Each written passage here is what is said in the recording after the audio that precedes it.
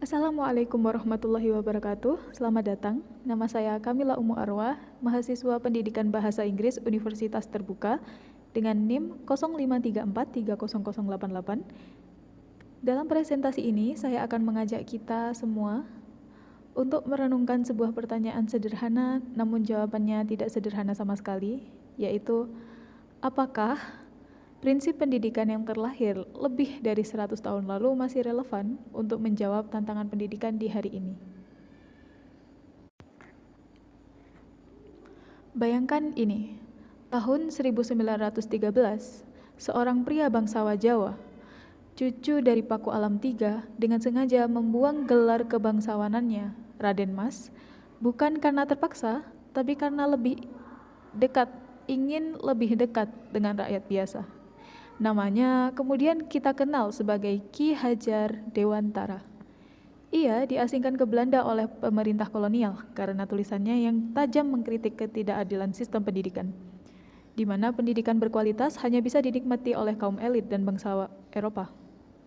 Tapi di pengisian itu, ia justru belajar ilmu pendidikan dan pulang ke tanah air dengan satu tekad, membebaskan rakyat melalui pendidikan.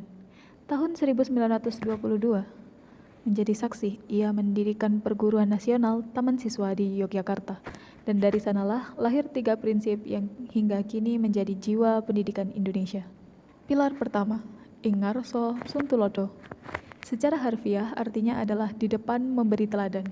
Dalam konteks aslinya, di Taman Siswa, Ki Hajar Dewantara percaya bahwa seseorang pendidik bukan hanya penyampai ilmu, ia adalah contoh hidup bagi siswanya.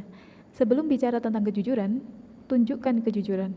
Sebelum bicara tentang disiplin, wujudkan disiplin tersebut. Di era digital sekarang, pilar ini menghadapi tantangan baru.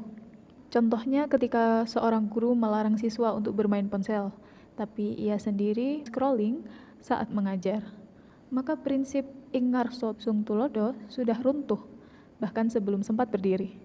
Keteladanan digital adalah versi baru dari pilar ini. Literasi digital yang bertanggung jawab bukan hanya ceramah tentang etika internet. Pilar kedua, Ingmadyo Mangunkarso. Di tengah membangun kemauan dan inisiatif, pilar ini mengajak guru untuk turun ke tengah, menjadi bagian dari proses belajar siswa. Bukan hanya sekedar penonton atau hakim, Ki Hajar Dewantara percaya bahwa semangat belajar tidak bisa dipaksakan dari luar. Ia harus ditumbuhkan dari dalam diri siswa itu sendiri. Tugas guru adalah menciptakan kondisi yang memungkinkan semangat itu dapat menyala. Dalam pembelajaran daring ini, berarti guru harus hadir secara aktif, memberi feedback yang bermakna, memantik diskusi, dan merespon kebutuhan siswa secara personal. Kurikulum Merdeka yang kini diterapkan di Indonesia sebenarnya sangat sejiwa dengan prinsip ini. Guru sebagai fasilitator, bukan sebagai satu-satunya sumber kebenaran. Pilar ketiga, Tutwuri Handayani. Secara harfiah artinya adalah dari belakang memberikan dorongan. Inilah prinsip yang paling terkenal semboyannya, bahkan menjadi logo resmi Kementerian Pendidikan Republik Indonesia hingga hari ini. Maknanya sangat dalam. Seorang pendidik yang baik bukan yang selalu berjalan di depan menarik siswa, bukan pula yang memaksa dari tengah, melainkan memberi kepercayaan kepada siswa untuk dapat melangkah sendiri, sambil tetap siap di belakang jika mereka membutuhkan sandaran. Di era digital, ini berarti mendorong siswa untuk menjadi pelajar mandiri, mampu mencari informasi, memverifikasi sumber, dan berpikir kritis tanpa harus selalu bergantung pada guru. Tutwuri Handayani adalah kepercayaan, dan kepercayaan adalah fondasi dari pendidikan yang membebaskan. Kini, kita sampai pada pertanyaan awal. Masihkah ketiga pilar ini relevan? Jawabannya, tidak hanya relevan. Mereka mendesak. Di era informasi bisa diakses dalam hitungan detik, tantangan pendidikan semakin bergeser. Bukan lagi soal akses ke informasi, tapi soal karakter dan kompas moral dalam menggunakan informasi tersebut. Ingarso Suntulodo mengingatkan guru untuk menjadi model literasi digital yang bertanggung jawab. Ingmadyo Mangunkarso mendorong guru untuk memotivasi dan memfasilitasi, bukan hanya sekedar mentransfer konten. Tutwuri Handayani mengajak guru untuk melepaskan kontrol dan mempercayai kapasitas siswa untuk belajar mandiri. Ketiga prinsip ini bukan warisan kuno yang perlu dimuseumkan, Mereka adalah kompas yang semakin dibutuhkan di tengah banjir informasi dan disrupsi digital. Sebagai penutup refleksi, Ki Hajar Dewantara menghabiskan hidupnya untuk satu keyakinan, bahwa pendidikan adalah jalan menuju kemerdekaan yang sejati. Bukan hanya bebas dari penjajah, tapi bebas dari kebodohan, ketergantungan, dan ketidakberdayaan.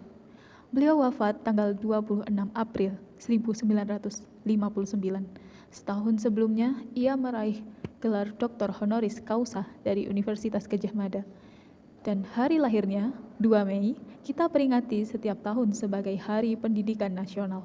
Warisan terbesarnya bukan sekolah taman siswa itu sendiri, tapi cara pandang tentang apa itu mendidik. Mendidik bukan mengisi kekosongan dari sebuah gelas yang kosong.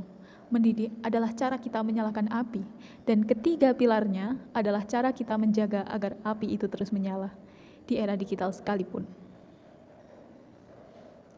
Terima kasih telah menyimak. Saya Kamila Umu Arwa, dari Program Studi Pendidikan Bahasa Inggris FKIP Universitas Terbuka. Semoga refleksi kecil ini bermanfaat tidak hanya sebagai tugas akademik, tapi sebagai pengingat bagi kita semua yang memilih profesi mendidik. Kita bukan hanya pengajar, kita adalah pilar. Mengutip dari kalam Abuya Sayyid Muhammad bin Alawi Al-Maliki yang diterjemahkan menjadi, jangan hanya menjadi seorang mudaris atau pengajar, tetapi jadilah seorang murabbi, pembimbing ruhani. Assalamualaikum warahmatullahi wabarakatuh.